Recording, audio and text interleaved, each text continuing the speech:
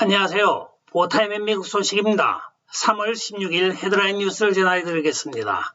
보타임의 미 공화당 상원의원인 랜디 폴이 발의한 교통 및 비행기 내 마스크 의무 조항 폐지 법안이 57대 40으로 통과가 되었습니다. 이에 따라 대중교통수단과 비행기 내에서 마스크 착용을 하지 않아도 되는데, 이 법안은 최근에 DC 랠리라고 하여 많은 트러커들이 백신과 마스크 의무 조항에 항의를 하면서 미국 횡단 시위를 하였습니다. 부랴부랴 상원에서 입법이 되어 통과가 되었는데, 조 바이든 행정부는 강제 금지 조항에 대하여 거부권을 행사할 것으로 보여지고 있습니다. 다음 소식입니다. 오늘 보도된 바에 의하면 우리가 코로나 바이러스 백신을 맞은 부작용에 여러 가지 증세를 나열하였으나, 오늘 새로 밝혀진 바에 의하면 이명현상이 있다고 합니다. 의외로 이명현상을 경험한 사람들이 10%가 넘는 수치가 나타남에 따라 CDC와 FDA에 이명에 관한 특별조사를 해야 한다고 오늘 발표를 하고 있습니다.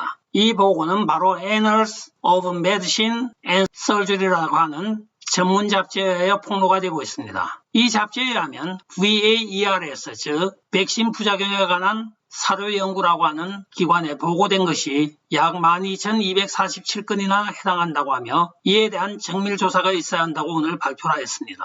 다음 소식입니다. 공화당 상하원 양원에서 지금 16위원회에 국민의 알 권리로 14,000시간에 해당하는 녹화 비디오 요청을 하고 있습니다. 그러나 16위원회와 낸시 펠로시는 자기들이 그간에 만들어왔던 프로파간다가 거짓으로 드러난 것을 두려워하여 이것을 의회에 제출하지 않고 있습니다. 그 이유는 바로 주권 면책이라는 조항을 적용을 하여 자기들은 줄 수 없다고 버티고 있습니다. 14,000시간에 해당하는 의회 기록 비디오가 다 폭로가 되면 이들이 바로 이 사건을 만들어 왔다는 것이 들통이 나기 때문에 끝까지 감추고 있습니다. 그러나 언젠가는 이 모든 것이 드러나겠죠. 다음 소식입니다. 미 행정부와 서방 여러 국가가 러시아의 우크라이나 침공에 대항하여 러시아 푸틴 측근에 대한 경제 제재를 가하고 있습니다. 개인 해외 재산 동결 및 여러 가지 금융 제재를 가하고 있는데, 여기에 러시아에서는 오늘 푸틴이 미국에 역공을 가하고 있습니다. 즉 조 바이든, 헌터 바이든, 힐러리 클린턴, 국무부 장관인 블랭큰, 국방부 장관 오스틴, 합참의장 마크 밀리 등 미국의 유명한 정치 실세권에 대하여 그들의 개인 재산과 금융을 러시아 내에서 전부 동결한다고 발표를 하고 있습니다. 이 발표에 대하여 도널드 트럼프 대통령의 첫 번째 일갈이 러시아와 우크라이나 전쟁 때문에 결과적으로 헌터 바이든과 조 바이든이 러시아 시장 부인으로부터 390만 불 받은 사건이 드러나게 되었다고 이야기를 하고 있습니다. 또한 힐러리 클린턴 경우에는 자기가 지금 학교에서 큰 상을 받는 기분이라고까지 이야기를 하고 있습니다. 서로 쌍방에 대한 금융 제재를 가하고 있는 것으로 나타나고 있으나 실제적으로는 실효가 거의 없는 것으로 보여지고 있습니다. 다음 소식입니다. 조 바이든은 지금 유가가 천정부지로 치솟고 있지만은 자기가 기후변화에 대응하는 것을 결코 멈추지 않겠다고 다짐을 하고 있습니다.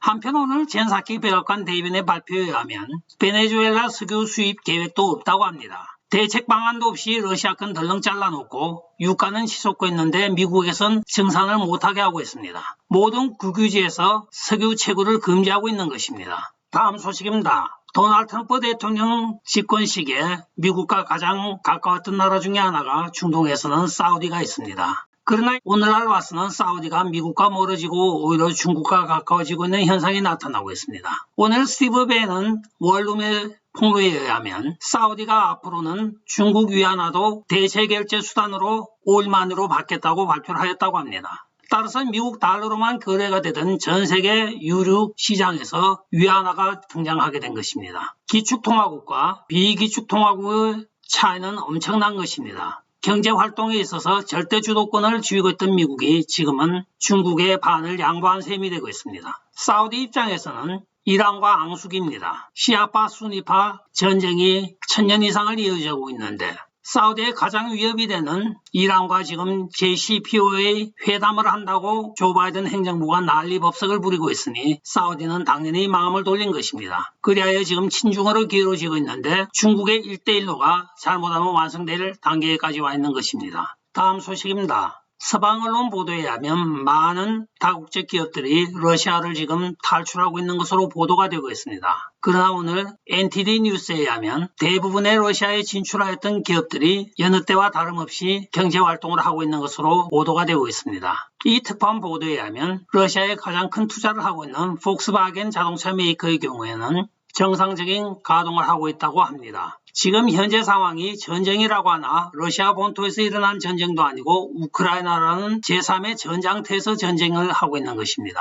결과적으로는 미국과 러시아의 싸움이 우크라이나에서 벌어지고 있다고 보면 되겠습니다. 내구전 우크라이나 국민들만 지금 피해를 보고 있는 것입니다. 다음 소식입니다. 우크라이나와 러시아 전쟁으로 인하여 미국의 군산복합체들이 호황을 누리고 있다고 전해지고 있습니다. 오늘 월가의 보도에 의하면 군산복합체들의 주가가 지금 상승일로로 치닫고 있다고 하며 이것은 군수산업의 화랑을 지금 가져오고 있다고 전해지고 있습니다. 한쪽에서는 전쟁으로 인하여 목숨을 잃고 피해를 받고 있는데 한쪽에서는 그것으로 돈을 벌고 있습니다. 최근에 우크라이나 러시아 전쟁을 보면 돕는다고 수많은 비영리 재단 사이트가 등장을 하고 있습니다. 전부 다들 돈 내놓으라고 하는 것입니다. 우크라이나 경우에는 당당하게 서구 열강들에게 무기와 돈을 내놓으라고 요구를 하고 있습니다. 물론 전쟁은 러시아가 시작을 하였지만 우크라이나도 그 빌미를 제공을 한 것입니다. 기다렸다는 듯이 지금 조 바이든 행정부는 360억 달러를 책정을 하고 800억 달러까지 증액을 할 것이라고 발표가 되고 있습니다. 결국은 돈 장난하기 위하여 전쟁이 일으킨 것밖에 되지 않습니다.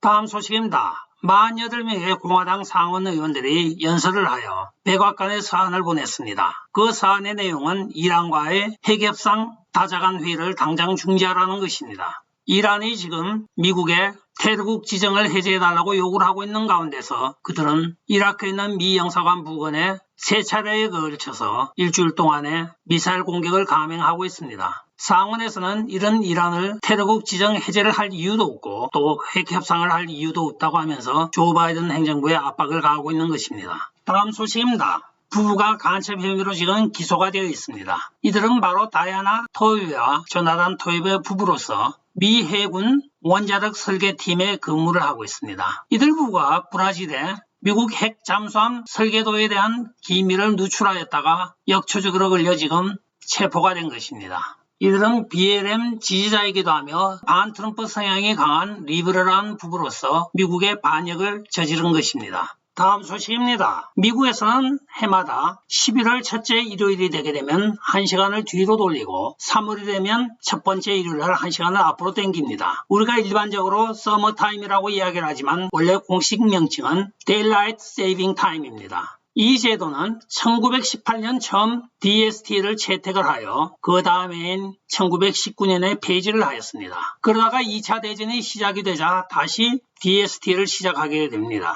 그러다가 제2차 세계대전 중 다시 재도입을 하였습니다. 그리하여 1966년 의회의 통일시간법이 제정될 때까지 적용이 되었으며 연방정부에 의한 규제는 없었습니다. 그러다가 1974년 닉슨에 의하여 적용이 정지가 되었습니다. 컴컴한 새벽에 어린 자녀들을 등교시켜야 하는 학부모들 때문에 포드 대통령이 다시 시행을 하여 오늘날까지 이르게 된 것입니다. 이번에 통과가 된 햇빛보호법, 즉 Sunshine Protect Act가 발효가 되면 2023년 11월부터 적용이 됩니다. 미국의 역사상 세 번째 Daylight Saving Time이 없어지는 것입니다. 그러나 미국의 하와이, 또 대부분의 아리조나, 푸에르토리코, 괌, 미국령 버진 아일랜드 등에서는 DST의 영향하에 있지 않습니다. 이제는 미국이 1시간 앞으로 뒤로 왔다 갔다 할 필요가 없게 되겠습니다. 끝까지 시청해 주셔서 감사합니다. 좋아요, 구독, 알림, 그리고 공유 부탁드리고 댓글 많이 부탁드리겠습니다. 안녕히 계십시오. 바이.